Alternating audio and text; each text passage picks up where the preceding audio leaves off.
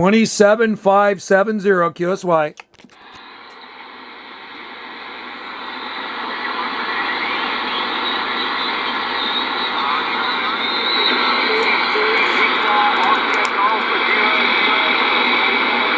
Okay, 43 Victor Oscar Golf 003 Australia. Yeah, not the greatest propagation right now. Looks like conditions are kind of fading out of here, but we hear you in there, brother. Good to hear you there from down under.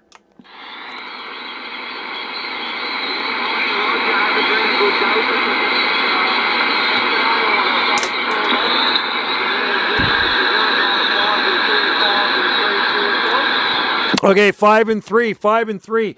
Yeah, I got you in here. Right now, you're actually not even moving my needle. Usually you're coming in a lot better, but it is propagation. It's all to do with propagation. But I hear your audio, not a problem. I hope you're having a good day down under, and I hope you got a better DX than we got. It was pretty good here on the band for Europe this morning, and I worked Asia Pacific, and you're my first Australian station, South Pacific of the day, QSL. Yeah, QSO, I don't know if that's any better. I just switched over to the other antenna. How's the signal now? Is that any better than before? Oh, Craig, you're up into the red now, man. You weren't even moving. Now you're blasting, shaking me out of my radio room. Yeah, well, just trying out another loop antenna. I've just got a single element loop. It's more pointing towards the bottom of South America, but I switched over to the 2-element delta loop, which is probably pointing better in your direction, a lot better there. Oh, it's awesome, man. That thing is working great. Yeah, I mean, I could hear your audio in there, not super strong before, but when you flicked over to that delta loop, man, banging up into the red, and audio super loud. Yeah, Roger, what's the call again, mate? I missed the call. I've spoken to you before. I think your name might be John, is that right? It's Joe on this side, Juliet Oscar Echo. Yeah, we've talked a few times. 9 Alpha Tango 791.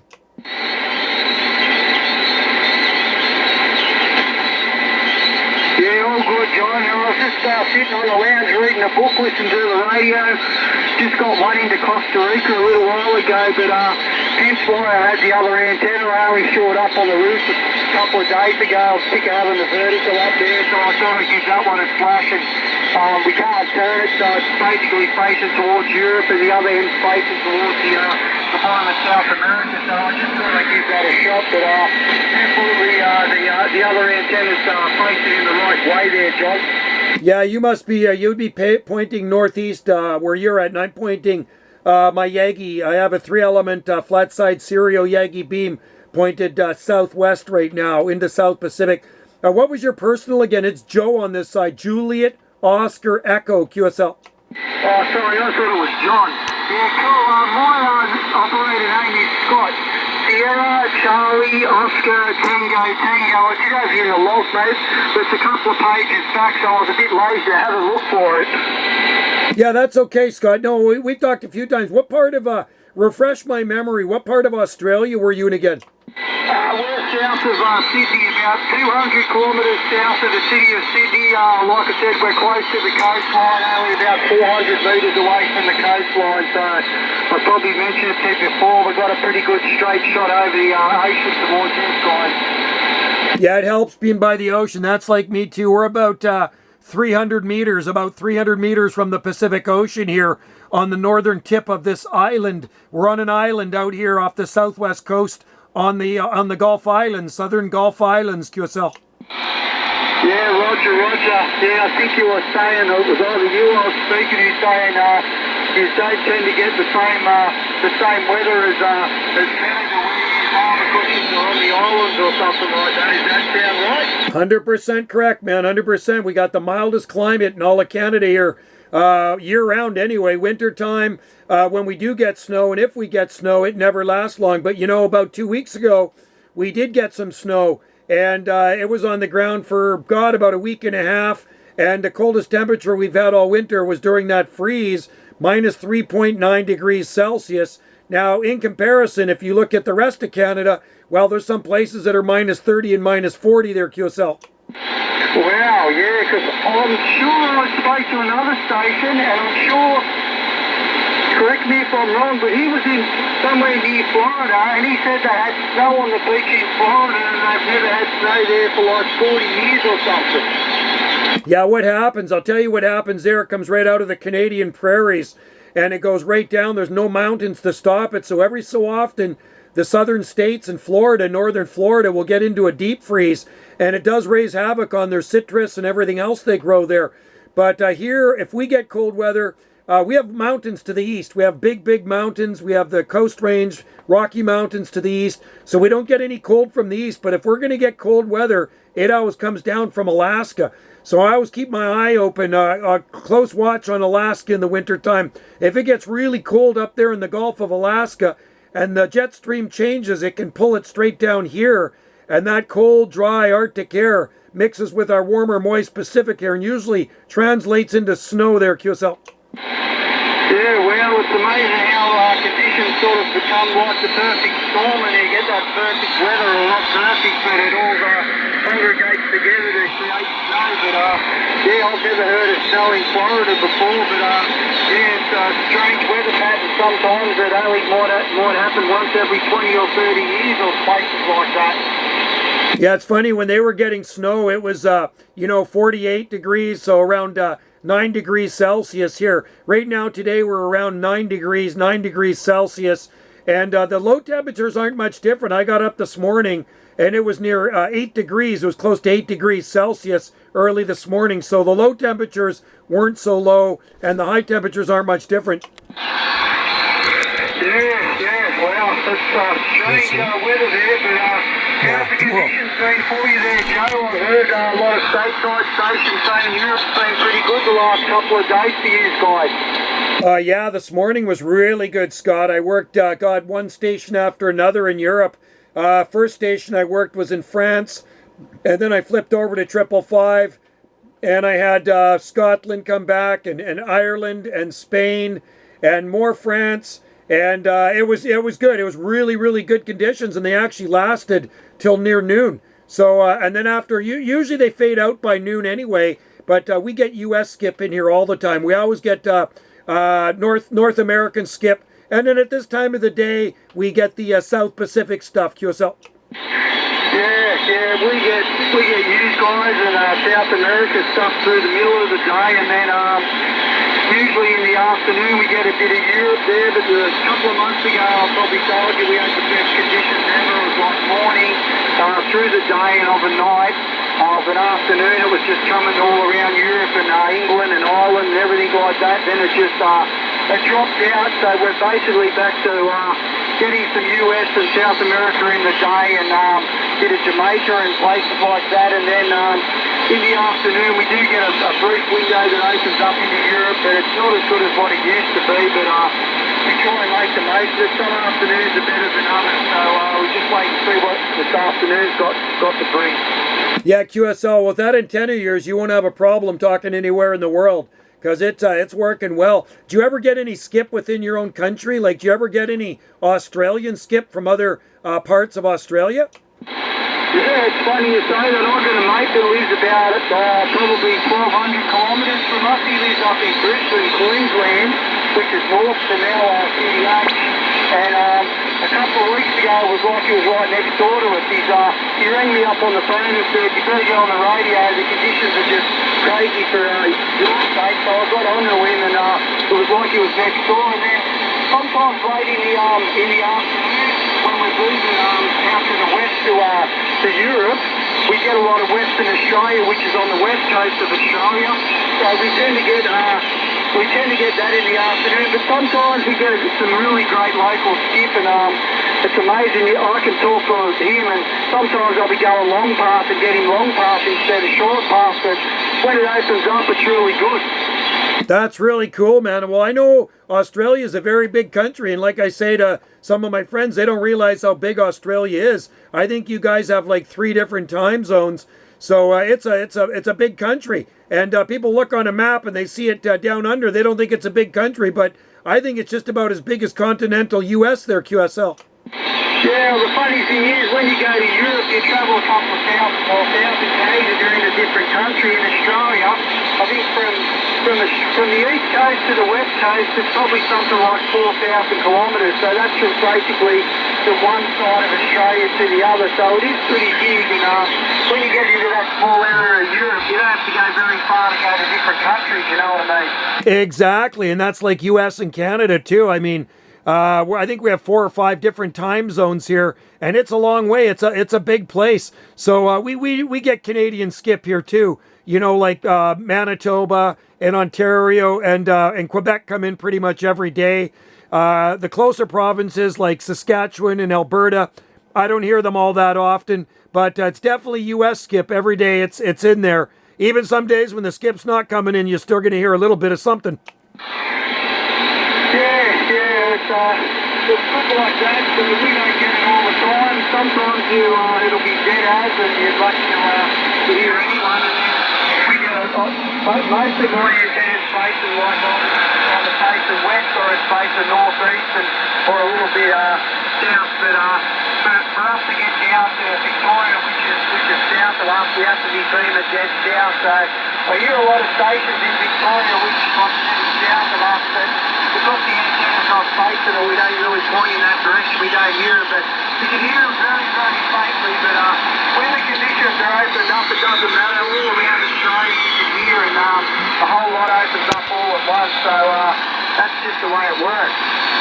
That's right, exactly. It's all to do with conditions, propagation. I actually myself really enjoy short skip because we don't often get it. So like short skip for us would be like southern Washington State, Idaho, Oregon State, and Northern California. We get Southern California a lot, but places like Northern California and down through Oregon, that would be short skip for us. And of course, other places in British Columbia, because where I live, I mean, I'm on an island out here off the coast, but the province of British Columbia is very, very big. So once in a while, we get into the center of the province, or maybe northern or southeastern BC, but it is pretty rare there, QSL. Yeah, that's the thing. I speak to a bloke, he's the founder of the Victor Oscar Golf Group, and he's in Greece, and it's like clockwork every afternoon about Australian time, about 4:30 p.m. in the afternoon. He gets on the radio, and I have a little QSO with him, and then he's posted up places he's talked to, like Saudi Arabia and all around the world where I could never think of talking to, you know. So it's amazing how you go to another country and it's a whole different type of CX that you get, and where you get used to some, but when it really, really opens up, we get like places like Bosnia, and like there's a bloke who I spoke to yesterday was in Finland. I spoke to Finland yesterday, and there's another bloke in a place called European Russia, which I think it's European, yeah, right up the end of Russia there, sort of thing. So you get these strange countries that they just come in at certain times of the day, and it's like, wow, where did that come from, you know? I know what you mean, and I know, yeah, I've talked to European Russia a couple times, and actually an island, Sakhalin Island, which is north of Hokkaido, Japan, but in Russia. And I've talked there a couple of times, but not often. Greece I've talked to a couple of times, but don't hear them too often. Usually hear France, UK, Germany, today Spain, Austria, and Finland I've talked quite a few times. It was 56th Division, Delta X-Ray 113, maybe you talked to out there. He's got a pretty powerful station, Panu, and he comes in really, really powerful from Finland there, QSA. Yeah, I know him well. I speak to Pano all the time. He's like one of the people that come in that afternoon period of about 5 p.m. in the afternoon. It's like Pano. You get Greece and a couple other stations from Finland, and they all come together in the European Russian station. I actually spoke to another 56th Division yesterday. His name was Ollie, and he knows Pano as well. So it's weird. Just there's like a little opening, and it opens for us and it opens for them at that time, and then they'll come through, and then within an hour or so they're gone, and you don't hear them, you know, till the next day. So it's weird how that little window of opportunity opens up for us. That's right. Yeah, I've talked to Ollie out in Finland as well. It's probably the same guy there. Yeah, no, I love that kind of skip. That's great. And it's funny, when Finland comes in here, it's always in the afternoon. So Finland is classed as Northern Europe. I always thought it was Scandinavia. But in the afternoon, sometimes we'll get Finland, Norway, and Sweden, QSL. like I say, about 5 p.m. in the afternoon, about 4 between 4 and 5 p.m. inland, and that sort of just comes through. It's probably similar to you guys, and then that'll drop out, and you'll start hearing a few 1-4 French stations coming through, and a few Italy stations, but they're really, really faint. And then it'll pick up a little bit, and then some days it'll be great. Yesterday was pretty good for France for a little while, but not like it used to be. But it's good when it does come. You don't realise how lucky you were when the conditions are really good, and then when it's not good, you're sort of fighting to make a contact. So it makes you work harder, I know that. You gotta love it, man. It's a great hobby, and you know, you meet a lot of people. You may never ever meet them in person, but you certainly can talk to them many, many times over the years. And I think we've talked 3 or 4 times now. I know I've got you logged, definitely got you in the logbook, and there's always familiar voices out there. So it's always nice to get the same people over and over. I talked to a fella in Ireland quite a bit there, Northern Ireland, 68 Charlie India, 749 Ralph, near Belfast, and we talk a lot. And he usually just comes booming. Actually, I talked to him twice today. I talked to him first thing this morning, and then I talked to him just about near noon. And signal was still coming in really strong. So it's always kind of neat to make these friends on here, but you never really meet them. Yeah, I get a couple of voice folks. The good thing about the Irish stations is just the distinction of their accents. They really stand out with their accents. A couple of weeks ago, I think I spoke to a 69 Charlie Alpha 001. I think his name was Lewis or something like that. And there's a distinction between Ireland and Northern Ireland. I'm not sure what it is. One's 28 or something like that. But it's really weird when you hear those blokes because their voices stand out a lot. Yeah, that's right. So Ireland is 29 division, and Northern Ireland is 68 division. But yeah, they definitely a distinct accent there, QSL. Yeah, Roger. Yeah, no, it's good to hear them guys.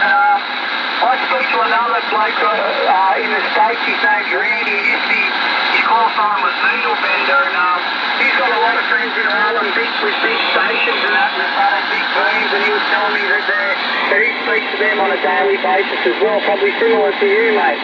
Yeah, it's cool. I mean, I have met people here over the years, but more like local people, but I've never really met any people in other parts of the world. We certainly QSL. I get QSL cards from them and I send them out, but that's about as far as it's gone there, QSL. I get my QSLs done by the club, and I think I got one the other day. There's a bloke in Scotland I speak to. I think his name's Tony or something like that, 108 or something like that. But no, it's always good to hear them blokes. They're always up for a good yarn and stuff like that. They're not just to talk and get rid of sort of people, and they like to have a good yarn. They're a bit like Australians and Americans are. The Europeans are a little bit short on conversation sometimes. Exactly. Yeah. No, I talked to a couple stations in Scotland today. So Ian, I talked to in Aberdeen, Scotland, 108 Sugar Delta 030. He booms in here. He runs a 7-element Yagi flat side beam long boom. He told me the boom on that thing is 72 feet long. Can you imagine? The thing must be braced, I see some really good, some good designs for bracing those big booms, but imagine the flex that thing it has. They'd have to have a center, like a cable in the center to stop the thing from flexing. I just can't imagine how they get these things up in the air. That's just amazing. I couldn't believe it. Now, I remember him telling me that before. I was like, is that even possible? 70-foot long boom. The boom on my antenna is under 10 feet. I'm running a 3-element flat side Serial Yagi. Easy to put up, but my God, 72 foot, you need a bloody crane truck or something to put that up. Yeah, well, that's my dream, to live on a big property and be able to own a big cherry picker or something like that, so you can just put up a big tower or have a massive tower that's easy to put up and put down, and decide you're going to be filthy rich and decide what's the biggest antenna you're going to put up. That other bloke in Italy, I think it's 1 Alpha Tango 027 Gene Carlo. I think he's got the biggest antenna in the world. It's a massive thing, and I don't know how they get it up in the air. There's another bloke over in the States that's trying to think it's a lightning antenna, it's a quad. I don't know whether it's like a 10-element quad or an 8-element quad. It's like a massive, giant construction of this thing. I don't know how, like I say, how they get it up in the air. Well, I know what you mean. I know Giancarlo. I've talked to him many times. He's in northern Italy, and he does run a big beam antenna, and it sure shows when he comes in here, he blasts in here. I remember back when I lived on the mainland south of Vancouver, this would have been in the early 1980s, 1980, 81.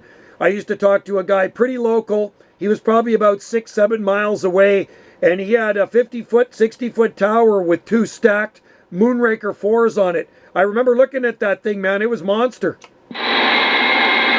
Yeah, I know.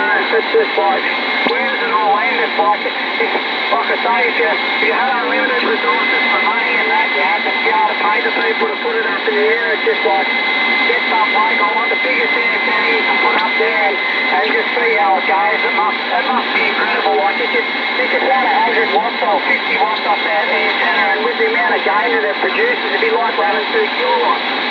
Exactly. Well, you know what? Hey, give yourself a pat on the back because you're putting in a pretty consistent, strong signal here to the North Pacific. I hope I sound half as good as you on my crappy little Yagi beam. It's 26 foot to the boom. I'm happy with it. I like this little 3-element Yagi. It's simple and not even a big rotor. I'm just running an RCA rotor on it, so not too bad. I used to have a quad beam up. I ran a quad beam for many, many years, a high gain quad beam. I put that up. God, that was about 45 years ago. And it worked really good. But you know what? This 3-element beam is just a simple little thing, and it's easy to match, and it seems to work okay.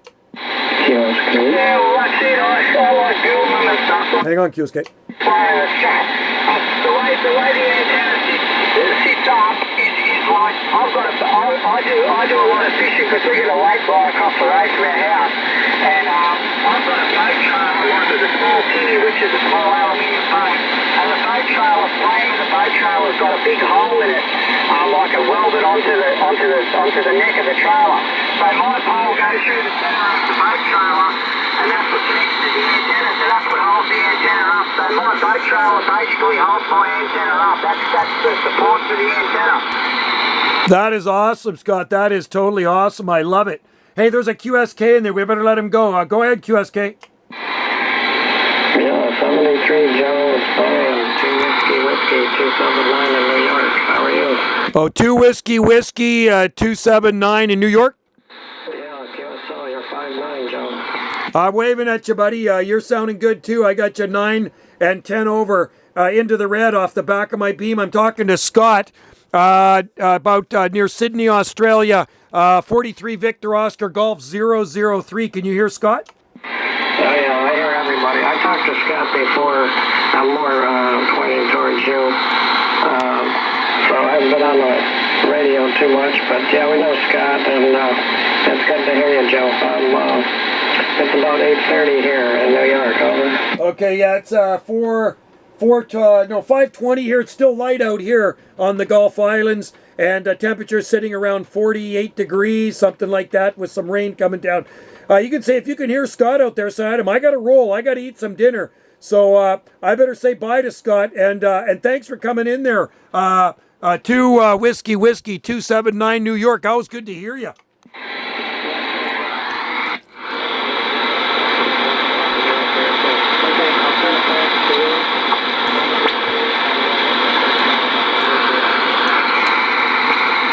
All right, thanks a lot, my friend. Hey, Scott, if you can still hear me. Hey, Scott, did you hear 279 New York? I can just hear a little bit in the background, mate. It's a very difficult contact, but telling I can't hardly hear him, mate. I can just hear a little murmur there, but if you're going to go, Joe, then that's all good, mate. I'm going to have a flick around the beams and see what's going, but been good having a yarn to you there, mate. Yeah, it's funny. We've been talking here for about 25 minutes. Really good QSO there. Yeah, 279 New York comes in really good, but you know, I'm actually getting him off the back of the beam, and he was blasting in here pretty good. So just crazy conditions sometimes, because I'm pointed southwest into South Pacific, so that's the way it works. You know, the other day I was pointed into Southeast Asia, and a guy comes back to me off the side of the beam in Trinidad in the West Indies. Like, I was afraid to turn the beam around. I didn't want to lose him. He was blasting in. Anyway, we'll wish you all the best there, Scott. And it's been a great long QSO and a pleasure to talk with you again. And maybe we'll catch up with you tomorrow. So you have a good day and happy DXing down under. 43 Victor Oscar Golf 003 Australia. 9 Alpha Tango 791 on the Gulf Islands in the North Pacific waving. All good, guys. 3-3, buddy. Catch you later, mate. Bye-bye. Cheers and beers.